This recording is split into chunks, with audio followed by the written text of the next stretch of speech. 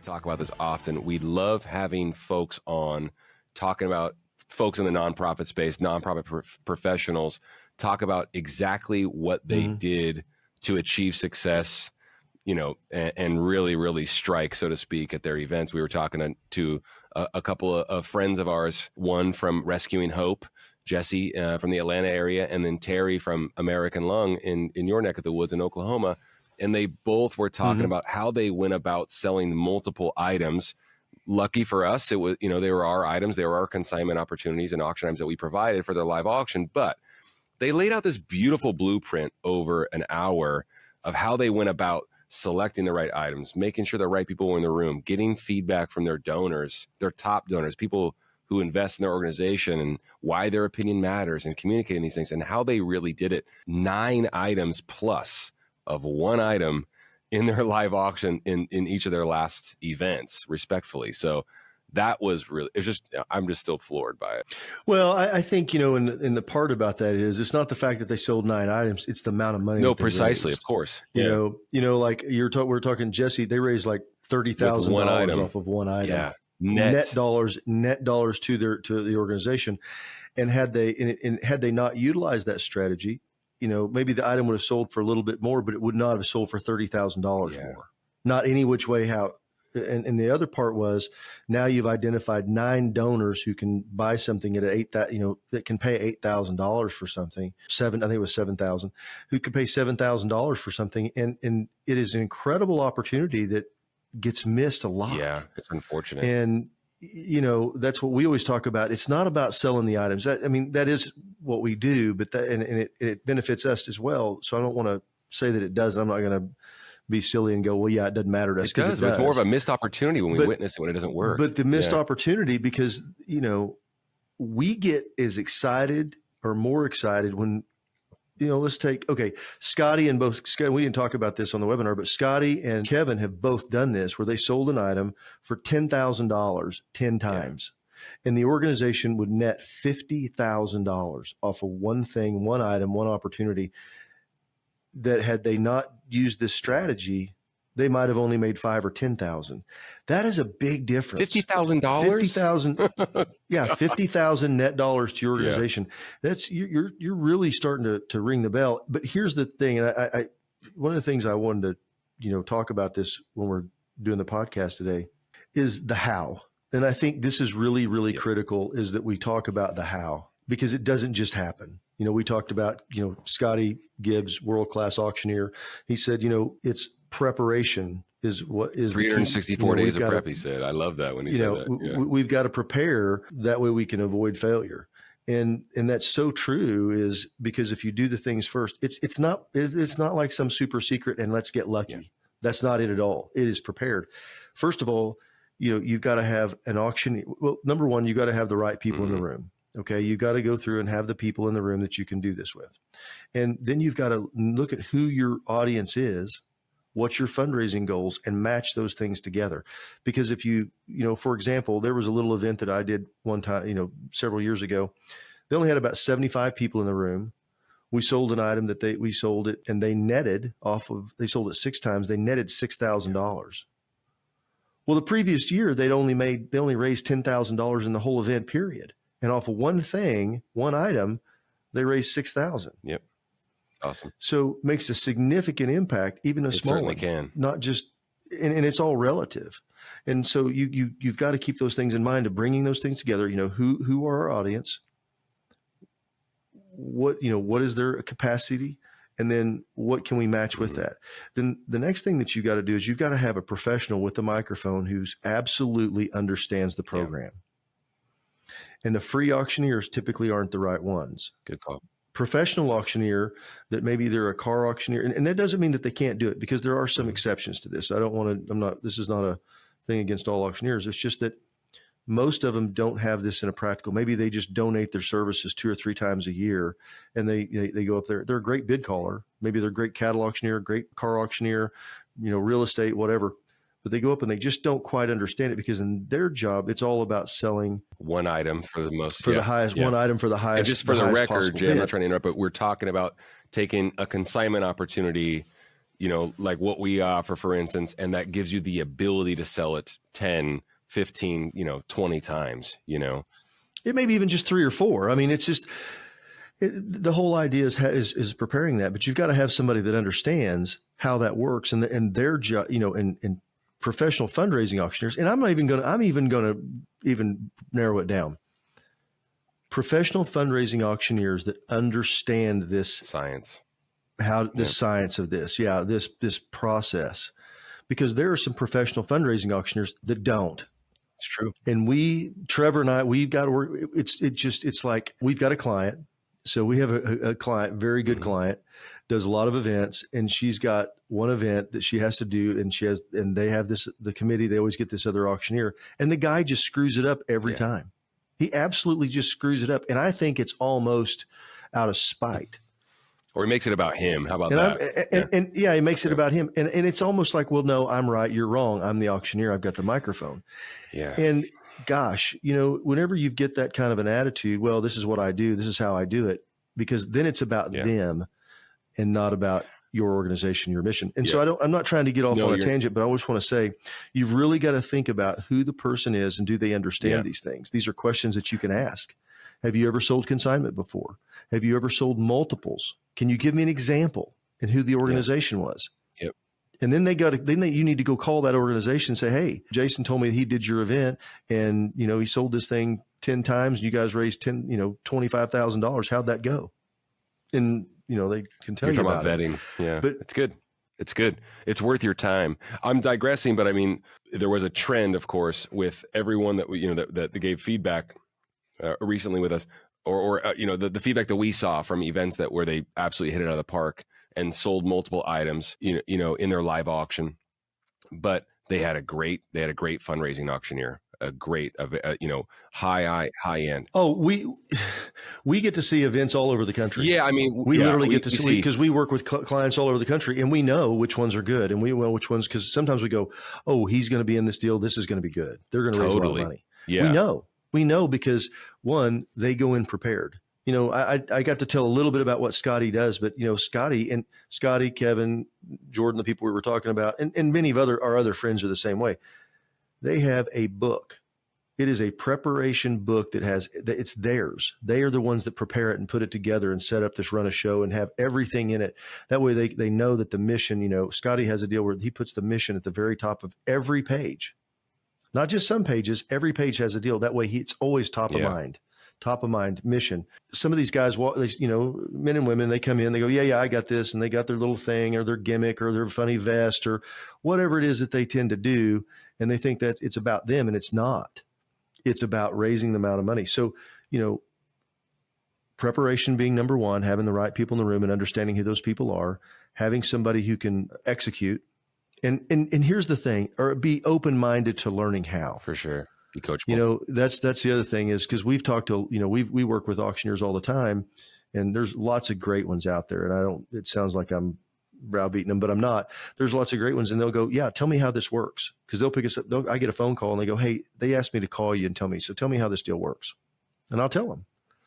And they go out and they go, oh my gosh, they call me back and go, that was the coolest thing ever. I've never done anything like that. It's just, it took everything in my DNA to not do it, but I did it and it worked out great. And they raised, you're talking about selling multiples. You're talking about taking an item that has a reserve price, for instance, of $3,000, and their intuition and, obviously their experience, they want to sell for 10,000. We're talking about taking an item that has a reserve price of 3,000 in the live auction, and we're talking about selling it for $5,000, $6,000, $7,000 in the live auction to a myriad of bidders, all interested parties. And there's a science to it, of course. It's not the most complicated thing. By the way, this is not a riddle, but there is an equation. And, while we're talking about that, we were talking about reserve price, for instance, I also noticed that with our audience from the webinar, talking about selling multiples, and these are folks that have experienced tremendous success. Yes, they had a great fundraising auctioneer that really, really knew what they were doing. Awesome. They had great items that, and you and I are always saying, give folks what they want. It's like, give them stuff that they want to bid on, and they go out of their way. Well, that's the third part of what we're talking about. We're saying, you got to prepare and make sure you got the right people in the room. You got to have somebody who can execute the plan. And then, finally, you got to have something that people want. Yep. you know. And my point of that story before, you know, it was a group of 75. It was 75 hunters. Yeah. We're selling shotguns, rifles, and hunting trips, fishing trips, all kinds of outdoor stuff. And then we pull out an all-inclusive trip to Cabo.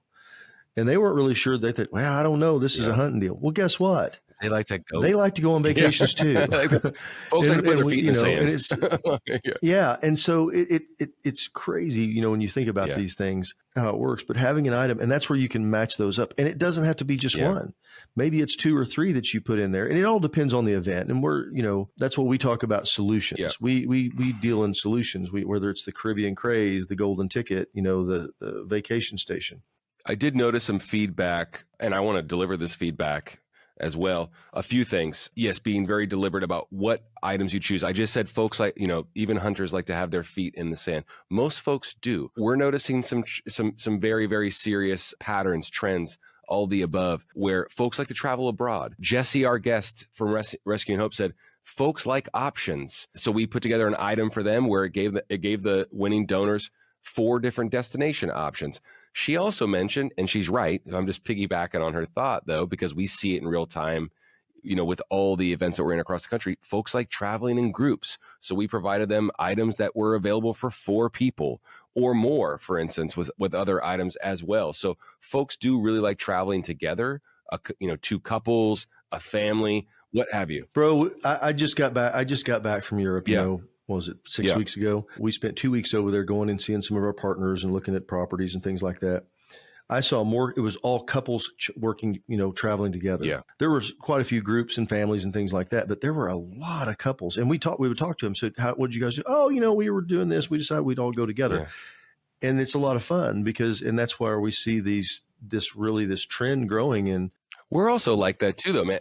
Yeah, it's weird for you. It's weird for you and I to not travel together with our wives. That's weird for us. Yeah, we do it all the time. So, I mean, we're not outliers. You know, I also think when we're talking about, you know, this thing, I want to give you a couple of scenarios, and especially for somebody that's listening to this and they go, well, I'm not really sure on the consignment deal because, you know, we've got to pay the fee. If you're looking at donation versus consignment and you're looking at just selling it one time, there is no comparison. Absolutely not. A donated item. Do they coexist well? Sure. No, I'm just saying donated is going to be better because if you're, you know, if it's something that you sell for $5,000 and the consignment, you got to pay $2,500, you know, to buy it and sell it for $5,000. Obviously, those two things aren't the same. $5,000 that you get all the money is better, but those are hard to find. They're hard to procure, and it's definitely you can't sell it more than once. But if you use the strategy we're talking about, where you're selling the $2,500 and it sells for $5,000 and it sells for 2, 3, 4, 5, 6 times or 10 times. Now we're talking about significant money. Then it goes from making, you know, 5,000 versus 25,000 net. Yeah. Net dollars to your organization, to your mission. That's where things get really, and this is not gigantic big galas. I think that's the other thing. Somebody goes, well, I just don't think my event's big enough. Mm-hmm. It doesn't have to be that big if if you do the strategy right and if you marry the correct items to who your audience is, who your donor base is. Let's get into that strategy a little bit more. Look, I'm going to preface it though with, we know how difficult it is to find, like you said, it's really hard to find great donation items that can sell for $5,000 that will get bidders out of their seats, so to speak, excited to leverage their giving budget with their, you know, for instance, travel budget or experience budget and be motivated and inspired to give at that level. Those are very difficult things to find. We're noticing increasingly more so that it's more difficult to find. So, well, can we touch on why that is real quick? I think this is something that would be real clarifying to a lot of people. Yeah, please. There's a couple of reasons. Number one, short-term vacation rentals. Okay. If you've got a property and you put it under contract with one of those deals, you want to make money on it. And so it's kind of like set it and forget it. I don't need to think about it. Yep. 2, I had a guy tell me one time, he goes, you know, Jason, he goes, I got my place out in Santa Fe. And he said, I used to, you know, put it out there for people to do it. But he goes, then I found I was a full-time, I'm working for the organization full-time because I'm having to jockey my schedule, change my stuff around to get these people booked. Because I donated it. I wanted them to use it. But then he goes, I just don't want to do it anymore. Yeah. Then I got to worry about somebody else is in my house. What are they going to do? I've got to take, it becomes an inconvenience for me. And I bought it for me to go. Yeah. And it's not that the guy's being selfish. He goes, I'd rather write him a check. Sure. And I think that's where, where somebody's got a timeshare, because then it gets really complicated. Yeah. Because now you've only got a certain time that you can do it. Yeah. Our stuff, there's no blackout dates. Yeah. Now there are times you may have to upgrade it if it's during spring break and it's a beach trip to the Caribbean. Yeah, there's going to be a change, but that's just the way it is. But I guess what I'm saying is, it's not the same as what it was, and there's a lot more demand. Yeah. We're seeing more and more events every year, not less. No joke. It's expanding. Yeah. Yeah. So we're not saying like those timeshares and vacation homes that folks, that donors of yours were donating, for instance, to be an auction, have completely dried up, but it's been noticeable. So there's a big scarcity issue there, right? And then in comes these great opportunities, where once again, if you're deliberate about it, if you have conversations with your donors and you figure out what they need, you really, really need to know, based on past data and just having conversations with folks about what they want. They want to travel abroad, for instance. Maybe they want to travel to Europe and they want a beach destination. Then you can take, all comers. And now with the beauty of these opportunities, these auction items like the ones that we offer, you're able to have your fundraising professional stand up in the live auction and sell it, like we say, 4, 6, 8, 10 times. We've seen them sell for up to 36 times. That's lightning in a bottle. It's okay. You know what I mean? It's not always going to happen. But like Jason said, if you use this equation and you're deliberate about it and you communicate, to your auctioneer and to your committee what you're going to do with it, it will work. That's the beauty of it. Well, here's something I want to suggest that people just try. Yeah. Here's just a great way just to try something like this. Sure. Because, I'm not much into telling people to be risky about your event. You need to raise money. You want to do things right. But if you want to try something, you can take a risk. Okay. And there's no risk in this when I say it, but let's say that you've got 7 or 8 items that you have that are donated. That's awesome. Okay. You're going to auction those off. Take one thing that's a consignment piece. Just one. Typically I would say like a beach trip, like an all-inclusive Caribbean, something to Cabo, Puerto Vallarta, something like this. Take that one trip, be your tail end Charlie, your last item in the auction, and just say, ladies and gentlemen, we're getting a really cool thing here. We're going to auction this off. We've even had auctioneers, and I've done this in the past, where you say, you know what, who here would be willing to take this for $2,000? How many of you keep your hand up at $2,600, $2,700, $2,800, whatever? And they keep their hand up, and you say, okay, I tell you what, we're just selling to everybody. And then all of a sudden everybody they start clapping. I've got 1, 2, 3, 4, 5, 6, 7, 8, 9, 10 people just have their hands up. That's $25,000. Everybody goes crazy. The room gets excited. And then all of a sudden you sell it 12, 13, 14 times. That's awesome. And we used to always say 6 to 8. We were very conservative when we talk about this, like a Caribbean craze, which is what I just talked about. We'd say 6 to 8 times. And Trevor, you and I both know, all of a sudden it's happening 8, 9. They're selling 8, 9, 10 times. Yeah. But this is a great strategy you can try. Doesn't cost you anything to try it. No. Takes 3 minutes of your auctioneer's time. That's the cool and part. You could really get some great feedback, great opportunity, identify some new donors, because there are people that will not give you $1,000 in your fund to need, but they'll pay $2,500 to go on a great trip. True story. They're leveraging their giving budget with their travel budget. I remember when you told me that years ago. I thought it was amazing. Another,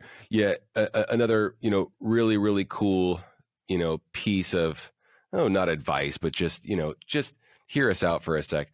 Folks, these donors, these supporters that are coming to your event, whether you've actually met them or not, as a matter of fact, because you're identifying new donors a lot of times when you're able to provide great auction items, they are buying these experiences on hotels.com, Expedia, Airbnb, VRBO. They're already engaged. They're already traveling. I've said this 100 times if I've said it once. We'd like to see them buy the item from you, but you need to give them the opportunity to do so. So you don't necessarily need our experiences, but you need good experiences, sound experiences that will work, that will be a great, a great reflection on your organization. The donors will get taken care of. Obviously, they're going to experience joy because they're traveling.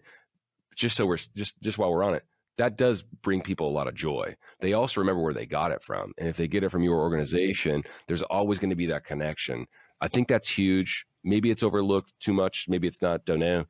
once again, your donors and supporters, folks with the capacity to travel abroad, and folks are traveling abroad in record numbers, are already buying these items. They're already being purchased. Oh yeah, they're doing it on their phone. We'd rather see them do it with you if you give them the opportunity to do it at your event. I just think it's huge. Yeah, huge opportunity. Cool. Yeah, and you don't want to miss it. Yeah. Yeah. Is that good? Thanks, bro. That's good. I think that's good stuff. Okay. Awesome. That feels good. Hey, thanks, man. Awesome. I hope everybody, and if you need anything or any questions about that, we're here. We do coaching sessions, free coaching sessions. You can reach out to us. You can go to our website. If you have any questions about, hey, listen, I've never done this before, I just want to know a little bit more. Obviously, we have a ton of episodes and webinars out there, and we explain it. But if you want to talk to one of us about it, we're happy to do it. Just go to hjafundraising.com, click on the free coaching button. We'll spend a half hour or more with you just talking about how you could utilize it. No pressure, no agenda, and we'll talk about it. So I hope that helps. Hey everyone, thanks for listening. If you love our podcast, click the download button, rate us, and follow us on social media at HGA Fundraising. Get out there, start fundraising, and raise more money. See you next time.